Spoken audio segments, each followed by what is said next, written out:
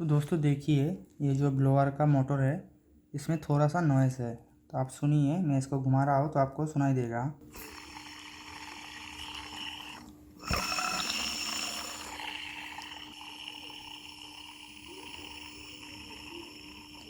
तो मैं खोल के देखूँगा कि बेयरिंग ठीक है या फिर बेयरिंग को ऑयलिंग करने से ठीक हो जाएगा। देखिए दोस्तों, इसमें ये वाला बेयरिंग लगता है और इस बेयरिंग का नंबर है 608Z।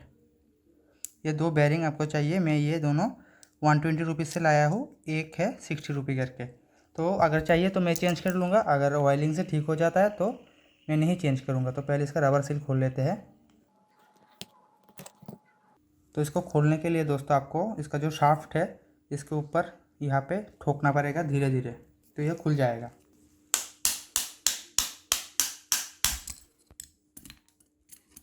तो देखिए, ये खोल के बाहर भी आ गया है और इसके अंदर थोड़ा सा जंग भी लग गया है। और इसका जो ये वॉशर है, ये वॉशर को आपको एज इट इज़ वापस लगा देना है साफ करके।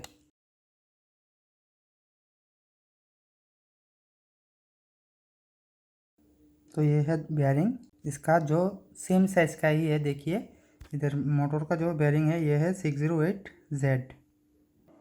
अगर आपका ये बेयरिंग जो है ये ज़्यादा हिल रहा है तो आपको इसको चेंज करना पड़ेगा, और अगर बहुत ही कम हिल रहा है तो आपको इसको चेंज ना करके भी आपका काम चल जाएगा।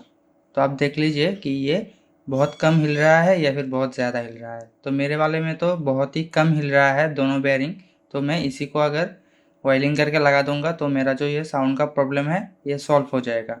और अगर आप लोग चाहो तो पेट्रोल या केरोसिन से भी इसको वॉश करके फिर इसके अंदर मोबिल या इंजन ऑयल, गियर ऑयल कुछ भी दे सकते हो, तो बिल्कुल स्मूथ हो जाएगा। अभी मैं थोड़ा सा इंजन ऑयल दे देता हूँ इस बेयरिंग के ऊपर, और ऑयल देने के बाद इसको थोड़ा घुमाना है क्योंकि ये जो ऑयल है ये बेयरिंग के अंदर जाना बहुत ज़रूरी है।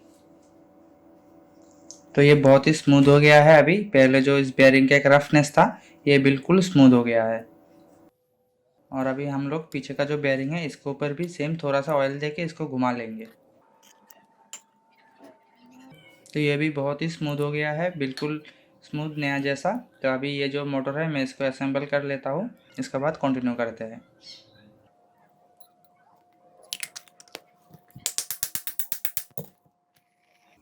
तो देखिए हमारा जो नॉइज़ है वो बहुत ही कम हो गया है। थोड़ा देर चलेगा, जितना भी है वो भी रिमूव हो जाएगा पूरा पूरी, क्योंकि जो ऑयल है वो अच्छे से इस पे बेयरिंग पे मिल जाएगा। अभी तक नहीं मिला है तो इसमें कोई दिक्कत नहीं होगा। ये जो बेयरिंग थोड़ा सा ख़राब है ये चल जाएगा, और अगर आप चाहो तो भी चेंज कर सकते हो। लेकिन ये ओरिजिनल बेयरिंग है इसलिए मैं इसको चेंज नहीं कर रहा, और ये आफ्टर मार्केट डुप्लीकेट बेयरिंग है तो इसका कोई भरोसा नहीं है। ये अभी भी और 4-5 साल चल जाएगा, लेकिन ये 1 महीने में भी ख़राब हो सकता है क्योंकि ये नॉन ब्रांडेड है और ये ब्रांडेड है, इसलिए मैं नहीं चेंज कर रहा। अगर ज़्यादा ख़राब होने पे ये लगाना ही पड़ता, मेरे पास दूसरा कोई चारा नहीं था।